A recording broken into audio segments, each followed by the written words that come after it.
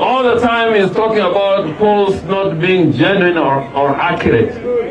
When these polls were showing that he was in the lead, he kept on saying that the polls show that he was going to win the elections. Now that the polls are showing that he's losing, and losing badly, he's saying that these polls have been manipulated. I can tell you without fear of contradiction that Raila is winning this election in the morning of the 9th of August 2022, polls or no polls. But I think polls are showing the accurate situation on the ground.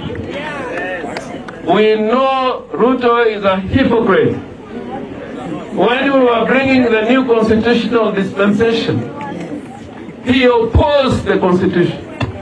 He opposed the constitution.